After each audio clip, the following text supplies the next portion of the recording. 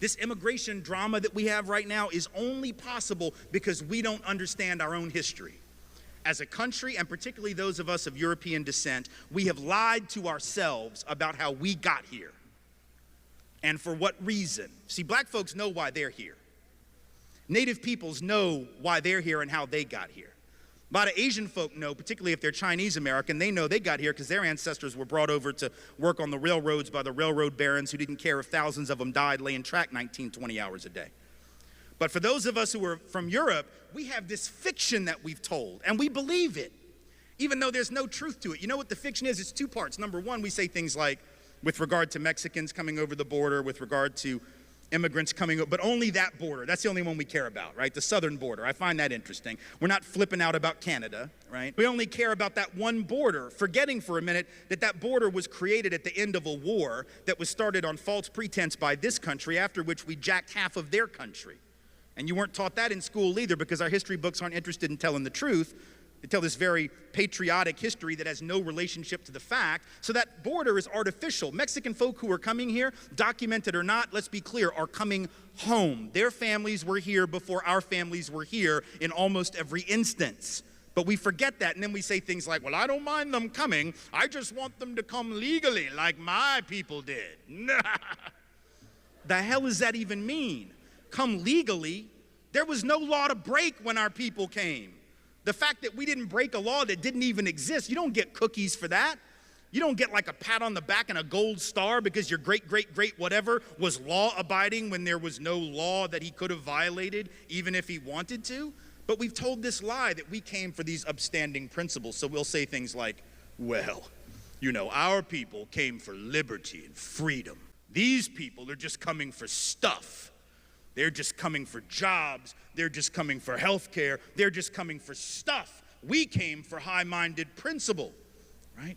Because we believe that. What kind of third-grade version of American history is that, right? Like when Donald Trump says, well, Mexico's not sending their best. What the hell, you think Europe sent their best? Our people were the losers of Europe. The winners didn't get on the boat. You understand what I'm saying? The winners didn't leave. Why the hell would you leave if you were winning? Only the losers left because they had no choice. They were dying. They were starving. They couldn't. What's up, guys? Welcome back to the channel once again. So guys, I want us to continue watching this powerful message from this white professor. He has really a message to all the black community, all the white people. So let's all watch this video until the end, then I'll come back with more comment. I'm your host, Team Tessie Reaction. Remember to give this video a thumbs up, and all full credit goes to original creators of this video. If you haven't subscribed, remember to subscribe, like, and also comment. A little 3-minute discussion, wasn't a long conversation, right? But it was enough to let her know that history matters and that the things that she sees didn't just happen, that they're the result of certain policies. Because here's what's interesting about that area that we now like to call the ghetto. The reality is the ghetto was created, and public housing in particular was created not for poor black people. It was created for poor white people. And in fact, for the first several years of public housing, people of color couldn't even get into public housing projects. They were essentially segregated by race. Only poor white folks could even live there. And then what happened is the government created some new programs under the FHA program, the VA loan program, later on the GI Bill program, which allowed those same white folks who had been poor and struggling to leave public housing and to leave urban areas and to hustle it out to the suburbs where only we could live, or to the smaller towns where only we were going to be welcome. So what's interesting is that the hood became the hood because only people of color now were allowed to live there. White folks were literally being subsidized by the government to move to the suburbs. The white middle class, and make note of this, was built by government. Government programs that underwrote those loans because those families could not have afforded a loan otherwise. They were able to get one because the government underwrote the loan and guaranteed the loan in case of default, but only for people of color. Only for white folks. People of color, by and large, couldn't get in on any of that. So white folks were able to move, people of color were not. Certain neighborhoods deteriorated economically, other neighborhoods went up in value. At the very same time, the government was doing what they called urban renewal, which meant they came through black neighborhoods and Latino neighborhoods, and they built interstates right through the heart of the community, right? Knocking down black homes, black apartments, knocking down black-owned businesses all around the country. Between 1950 and 1970, about 1 in 5 apartments or houses lived in by black folks was knocked to the ground for economic development purposes, even though people of color couldn't benefit from almost any of that economic development. So that's how our communities come to look the way they look. But if we don't know that, and if I don't tell my daughter that, but maybe, let's say I don't tell her because I don't know. What if I don't know the history? What if I don't do this work and therefore don't know the answer? What do you think my daughter is going to assume is the answer? What would you assume is the answer? You know what we would assume if we're not taught the history? We would default to the position of this culture, which says what? Wherever you end up, it's all about you. So if you're living in a poor neighborhood, it's just because you didn't work hard enough. And if you live in an affluent neighborhood, it's obviously because you're smarter, right? The default position of America is this notion of rugged individualism and meritocracy. And wherever you end up is all about your own genius, your own effort, your own morality, your own cultural ethics. That's what we believe. And we believe that even though there is no such thing as a rugged individual in the history of human beings. How do I know that? Very simple. Things are social creatures by definition. We've never lived in isolation from one another. We've always lived in families and tribes and communities, nations, right? If you ever meet someone who's actually a rugged individual and hasn't been raised in a social context, you need to get the hell away from that person. They would be like a feral animal, right? They would be wild. It'd be like being raised on an island by a porpoise. They wouldn't even know how to have language. They'd probably try to eat you because they wouldn't understand there's like a taboo against that, right? You need to get the hell away from anybody who's actually a rugged individual because there are no such thing. And certainly, let me just say this, if you inherited $200 million from your daddy's real estate empire, you sure as hell are not a self-made anything or a rugged individual. You might want to write that shit down.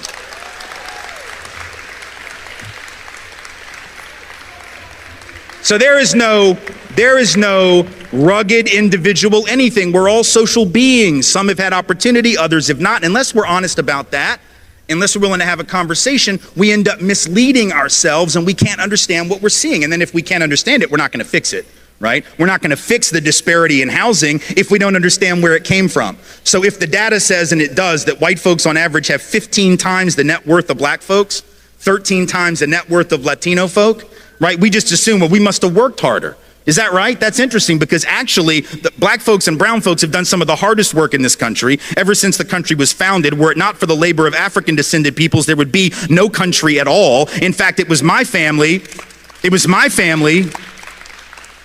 white slave owning family in the South that got black folks to do all the hard work because we were lazy asses and didn't want to work at all. White folks in the South on the plantation used to want to sit on the porch and drink mint juleps and have carriage rides rather than work, while black folks did all the real labor. And yet we decided that black folks are lazy, which I find fascinating.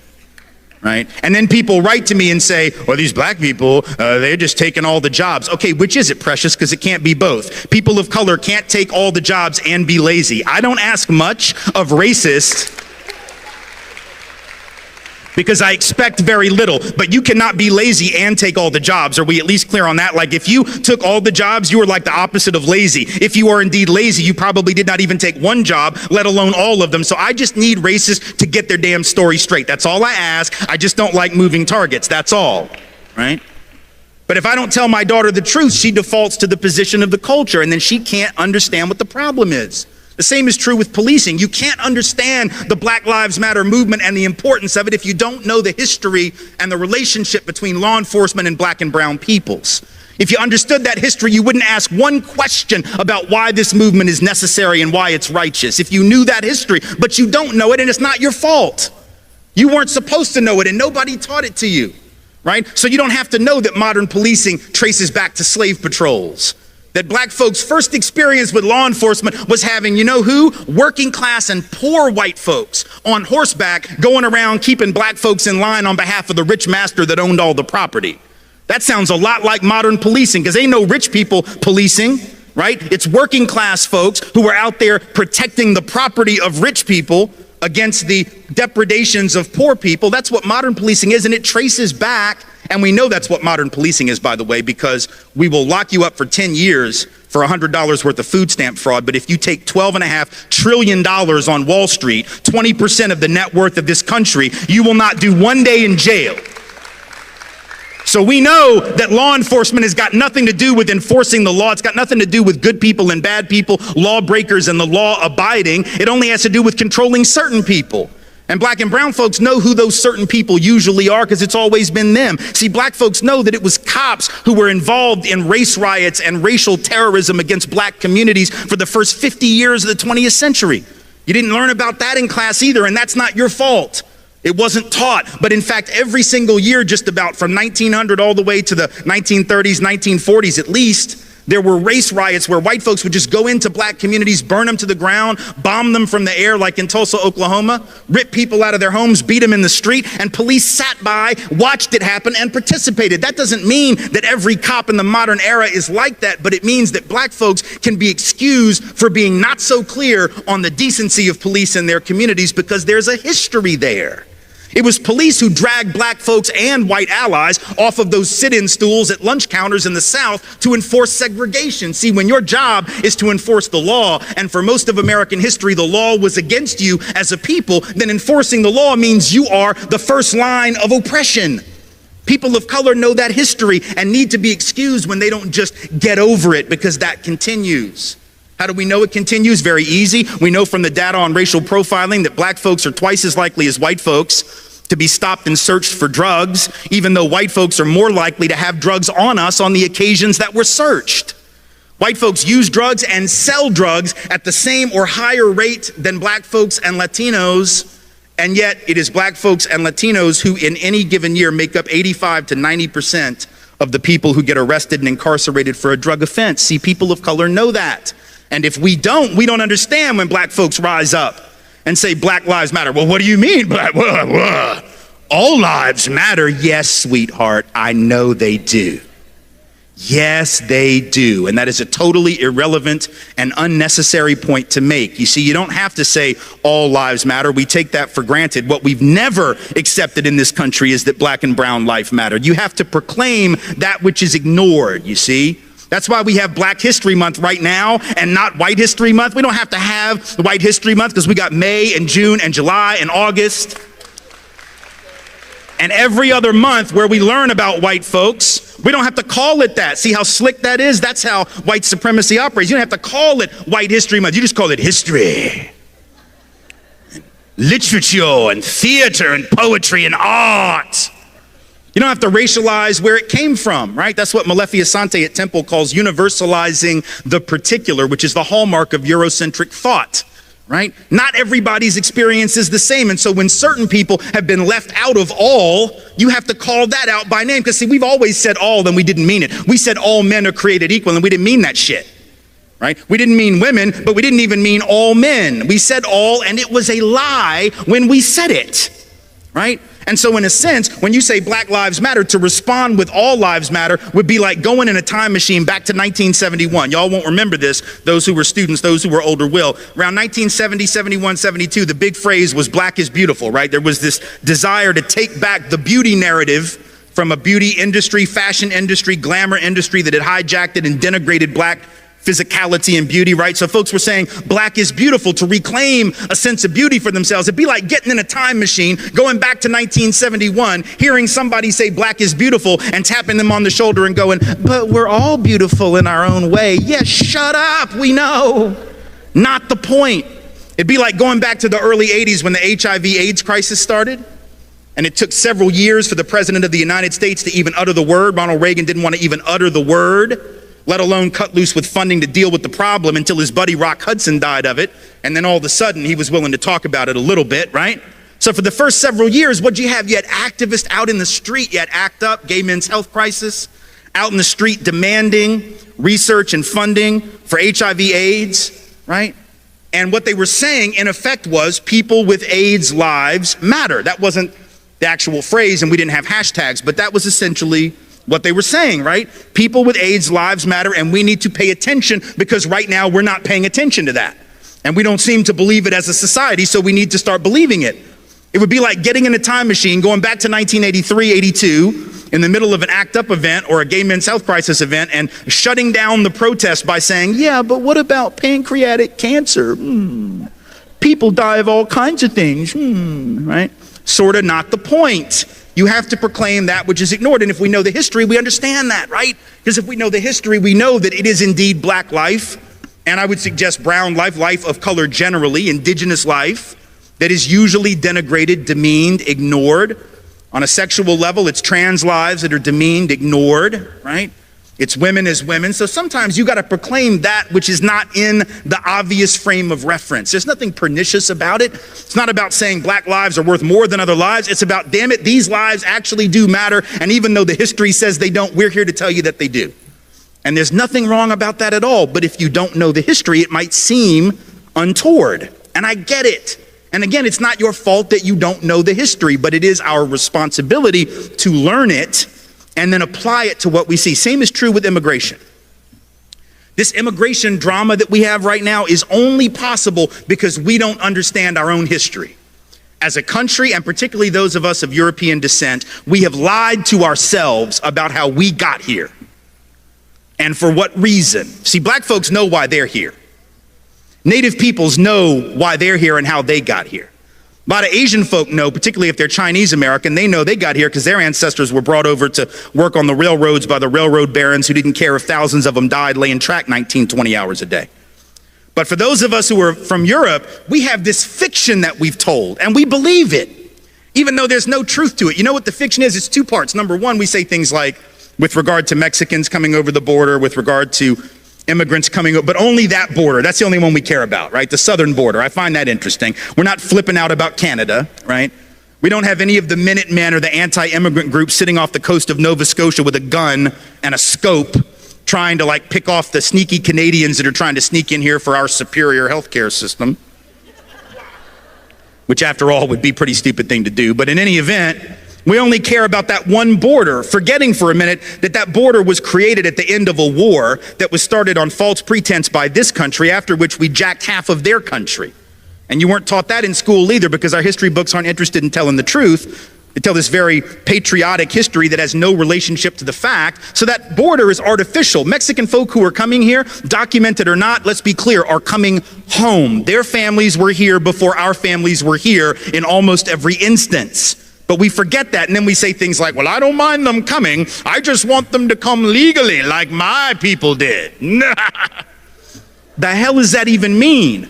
Come legally? There was no law to break when our people came. The fact that we didn't break a law that didn't even exist, you don't get cookies for that. You don't get like a pat on the back and a gold star because your great, great, great whatever was law abiding when there was no law that he could have violated, even if he wanted to.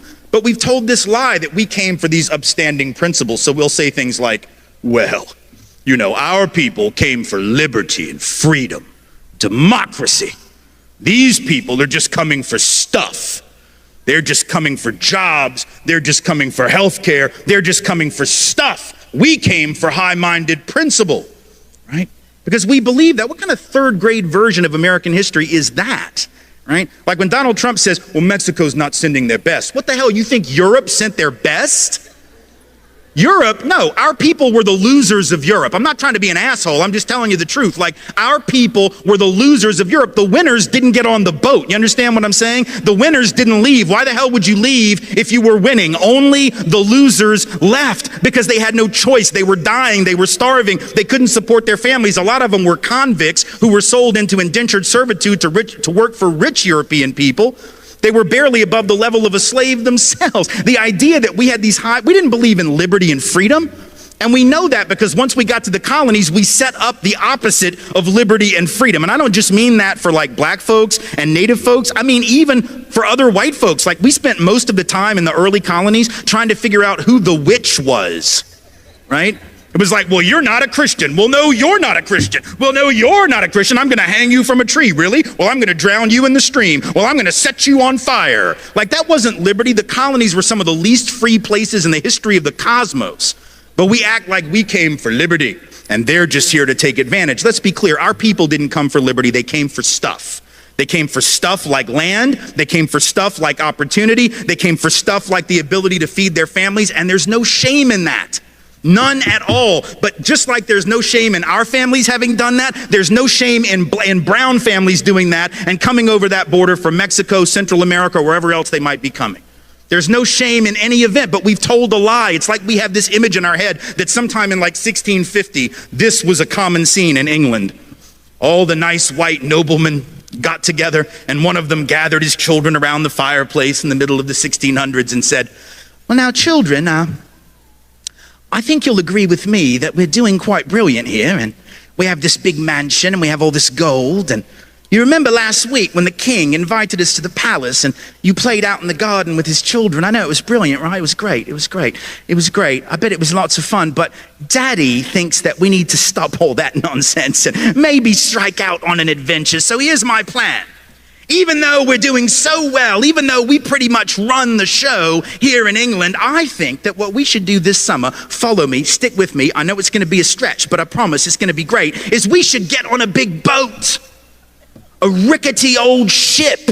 I don't even know if it's seaworthy, children. It might sink. We might be eaten by sharks. We might get hijacked by pirates. We might get scurvy and die a horrible death. However, I think you will agree it will be an adventure, a great one indeed. That did not happen.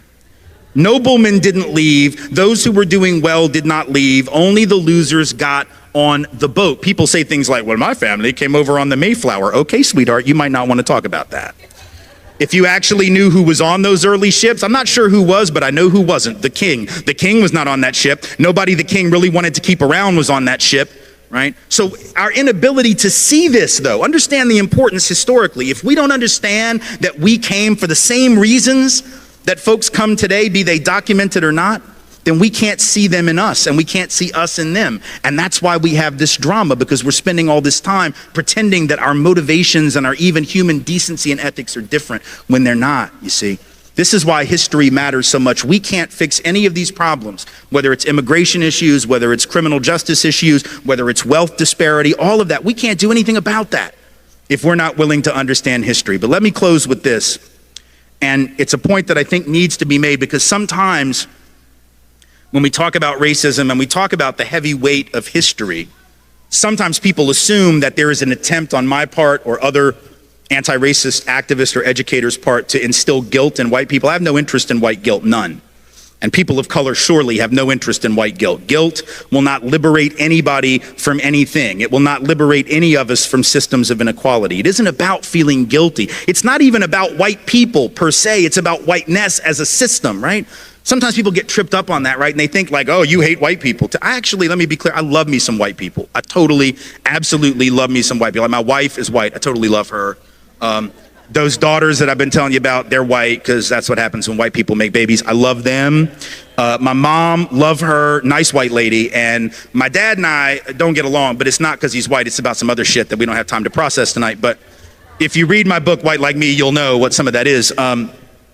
We don't have to talk about that. It's not about white people. It's about whiteness. It's about a system of white supremacy that has turned us against one another, right? And so I want to tell you a story that tries to explain the difference between guilt and responsibility, so you'll know what I mean when I say those things are different, because it's one thing to say that, it's another thing to really understand why. So let me just share a brief story with you, and then I'll take questions, and I'll let you out of here, and I'll be happy to sell you some books if you want one, because I got a college fund to pay for. So, you know, feel free to come buy some merchandise. But anyway, the story is not about racism, so that part of the speech is over, right?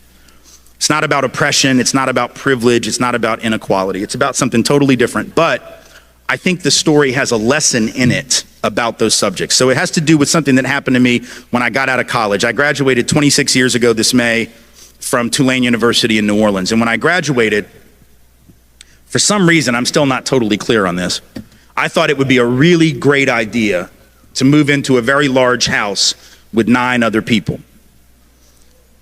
Let me just give you a little life advice, all right? Like if you haven't already figured this out, okay? Do not think for 1 minute that it is ever a good idea to move into a very large house with 9 other people. It usually is not nearly as fun as you think it is going to be. It has all kinds of problems, but we didn't think about any of those. We thought it was going to be great. Why? Because it was going to be cheap. And we needed that because we were broke, right? We were right out of college. We didn't have any money. Rent was $525 a month. I don't mean per person, I mean total, right? So again, not good at math, but I can do those numbers. $52.50 per person per month, man. You add the cable bill, the utility bills, we split the food, right? It's still less than $100 a month. So like on that level, this was a great idea, right? This was brilliant, right? $100 a month, man. Even in 1990 dollars, that was good, right? It'd be ridiculous today, but it would be good even by 1990 standards. So on a financial level, it made sense. But about 6 weeks into this little experiment in communal living, we came to understand, or at least I did, why it had been a terrible mistake. And this is what happened. I was working downtown and I was living uptown. So I get on the streetcar to come back uptown in New Orleans. I get off the streetcar, I walk, 5 blocks or so into the house on Robert Street. I go up the steps at 1805 Robert. I open the door and I'm met by this incredible smell. And I mean that in a good way, which is important to point out because when you live with 9 other people, there's all kinds of smells. They're usually not good. This one was actually really nice. It was the smell of dinner being cooked for the whole group because we also took turns making dinner for each other. And this particular night, one of my roommates was making dinner. On the left front burner of the stove, there was this big pot of gumbo, right? And man, that's what you do in New Orleans. Big pot of gumbo, and it smelled good, and it looked good, and it even had shrimp in there. Not many, like I said, we were broke, but it had like 3. Right? 3 of those really little bitty ass shrimp. Those shrimp that are like so small, right, that they make jumbo shrimp look like lobsters or something, right? And so I looked at it, and I smelled it, and I thought, man, that looks great. And when my roommate asked me if I wanted any, I normally would have said yes, but as it turned out, I didn't know he was going to make gumbo for the night, and so I'd already had dinner downtown before I, came uptown after I got off work. So I said, hey man, I already ate, but do me a favor, smells great, looks great, take me some of that, put it in a container, put it in the fridge, I'm gonna take it to work tomorrow for lunch. And he said, okay, great. And so he does that, and then I go upstairs and, listen to music, watch TV, hung out with some friends or whatever, and did whatever we did for fun in 1990. There wasn't much. Like social networking in 1990 was pretty much you just walk down the hall to your roommate's room and you're like, hey, what you doing? And they were like, nothing, it's 1990, there's nothing to do, go back to sleep. Get with us in like 15 years and there'll be something maybe, or 20 years, right? So we all sort of go to bed early. I went to bed sort of early, woke up the next morning at like 7:30, came downstairs to get some coffee, get ready to go to work, and I noticed that on the left front burner of our stove was still the same pot of gumbo. And man, it did not smell as good or look as good as it had the night before. And my roommate had neither saved any of it for me, nor had he cleaned it. So I was pissed on 2 levels, right? Now the food had gone to waste. I definitely wasn't gonna eat it now. But he also left the mess for me or, maybe one of the other roommates to clean. So I sat there and I thought about what I wanted to do. Part of me wanted to wake him up, right? Get him to clean it, give him hell for it. But then I thought, no, I'm gonna be nice. I'm just gonna clean it. I'll take it up with him when I get home. So I took the pot of gumbo and I brought it over to the sink and I got the brush and the soap and I started running the water into the pot of nasty day-old gumbo, and I stopped myself halfway through. And I said, man, I don't have to clean this. This isn't my mess. I didn't even eat any of this, let alone did I make it. So now I'm feeling really self-righteous because I'm talking myself out of doing the hard work, right? So now I feel real smart. So I take the pot of gumbo and I put it right back where I found it on the left front burner, right? And I walk out the door, head held high, knowing that I had not been suckered into cleaning somebody else's mess, right? So then I come back that night at about 6:15, 6:30, and I see one of my other roommates making dinner on the right front burner of the stove. But on the left front burner, right where it had been now for 24 hours, it's the same pot of gumbo, getting nastier, more disgusting, more crusted on the sides of the pot. I looked at my roommate, I'm like, man, what are you doing? Like, I know you can smell dinner from last night. How the hell can you make dinner for us now on the right front burner when it's right under your nose? Why don't you clean that? And he looked at me and said, hey man, I didn't make the gumbo. I didn't even eat any of the gumbo. I wasn't even here last night. How about you? I said, hey man, not me. Now we both felt self-righteous and we knew what it meant. He looked at me and said, so, you want some lentils and rice? And I said, absolutely. So I piled up my plate with lentils and rice. I ate my dinner. I wiped off the dish in the sink, cleaned it, dried it, put it in the dish rack, went upstairs, hung out with the roommates, did whatever we do for fun in 1990. Once again, went to bed sort of early. Woke up the next morning. I'd forgotten to set an alarm. Wake up about 7. But here's a tip. If you're living in a house where a pot of gumbo has been sitting on the left front burner of the stove for what is now 36 and a half hours, you are not going to need an alarm clock to wake your ass up. You are going to be awake, right? Because the smell is going to find you. It is going to crawl out of the pot of gumbo on the legs that it grew overnight. And I'm not speaking in metaphor, English majors. I mean that shit literally. Like the stink is going to grow feet and legs, and it is going to crawl out of the pot, across the kitchen, across the living room, up the stairs, down the back hall, go under your door frame, and it is going to find with the precision of a laser that thing on the front of your face you call a nose, and you will be awake. And now I was pissed because I knew what the smell meant, right? I knew what was waiting for me on the left front burner, having not been cleaned by anybody, least of all the guy that made the gumbo. So I opened my door real loud. I start stomping down the hall, hoping to wake people up, hoping to let them know just how displeased I am. Live with 9 other people, cannot find one of them. And the guy that made the gumbo's like, where's Waldo? Nobody knows where in the hell he went. He just made the gumbo like a practical joke and disappeared, right? Just wanted to see how long it would take for somebody else to clean up his mess, I guess. And I get down to the bottom of the stairs. I look across the living room into the kitchen. I see the pot of gumbo, and I'm pretty confident the gumbo saw me, right? With the eyes that it had also grown. It was evolving right there in our kitchen very rapidly, yes? And it was at that moment, not one moment earlier, but definitely not a moment later, that I came to understand maybe the most important lesson I'd ever learned about any subject. And what was it? The lesson was it didn't really matter anymore who made the mess. Didn't really matter anymore who was the author of all this unpleasantness, as the old saying goes. The only thing that mattered was that I was tired of living in that nastiness. I was tired of living with the residue of somebody else's actions. I was not to blame, but I had to take responsibility, because if I didn't, it may not get clean. You see, and the same is true with human society. When we decide that we will clean up the residue of what other folks left us, even though they did it without our permission and without our involvement, when we decide that we're tired of living in that, we will clean it. Not because we are to blame, not because we are guilty, but because we're the only damn ones left. Thank you all so much for being here. I appreciate your time. Hello guys, welcome back. I hope you have really watched that full speech from this white professor. She was speaking in Stratford University. This white professor, she's a fearless, and she has really advising with the white people, because America were built by the black community. Black community really fighted for the American, and rather than those immigrants like the China, like the Asians and whatever, and those Somalis, Latinos, those who are immigrants, it has turned to be a black community. They have really suffered a lot in the United States, and white people, they have taken to be superior over the black community. And this is a powerful speech that must watch for all the black community, or for the white people, to know that black people really need a reparation, because now we as the black people, all the black American, they really need a reparation in the United States and all the communities, because during the colonization or whatever, a lot of the black community were really suffered a lot, because we know our grandfathers were really killed during that colonization, and a lot of laborers really worked very hard, and up to now no reparation has been really taken off place. And this time round, they really need a full reparation from the white community. And during that time also, we had some disease. Our brothers were taken here from Africa, went to the United States working as a plantation, and that's why as they really reached there, they really built up the United States. And that's why you really find that the United States is a race. It's just not a nationality, because you really find so many things apart from the other community, like Latinos, like the Mexicans, like the other. They really came later, but the first really person to be in United States is the black community. And this message is also for the white people. He's telling us how the white people really started their life. They really started living in a bad life.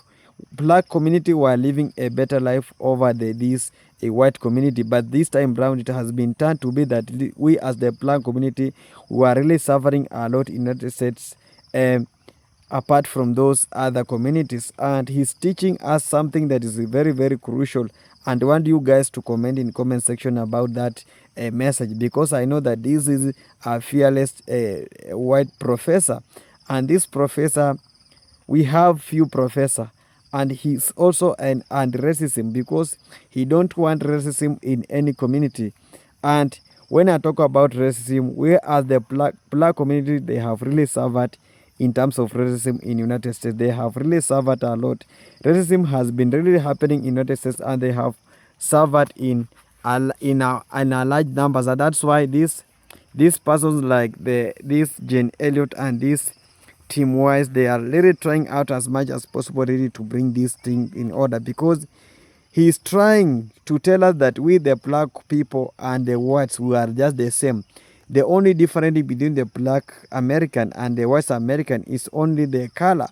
But one thing I like really the white American, they really recognize the black American, like they really vote, they really fight it for this America.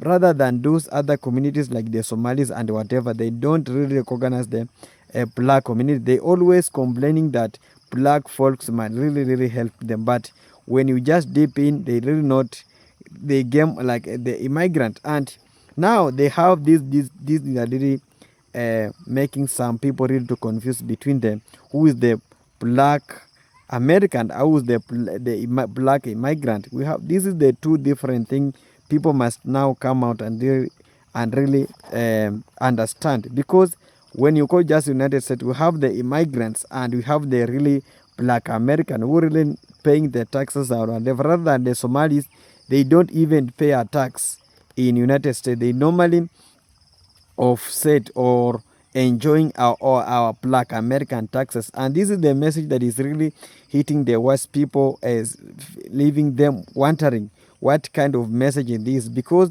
they believe that they were the one who is the best over the black community. But when we just deep in, they are not the best. The best are the black community. They are the best. And another thing, this person is also about racism. His message is also touching what they call it the racism, because when you just go in United States, we have a lot of racism. Our black community, they have really suffered in United States in racism. When you go to UK, when you go to any other countries, black community normally suffered in racism. They have suffered racism several times. We remembered very well our black community really killed out in, they were killed by the white people in the street. That's why we started a movement like the Black Lives Matters. This is whereby these white people, they normally really like the racist for the black community. But this message is fully for the, if you really, we have watched that very powerful message. It tells us that we must now come out together as the American, because leave about those other Latinos and whatever. Let's be the Americans. We are the black American. They are the Americans.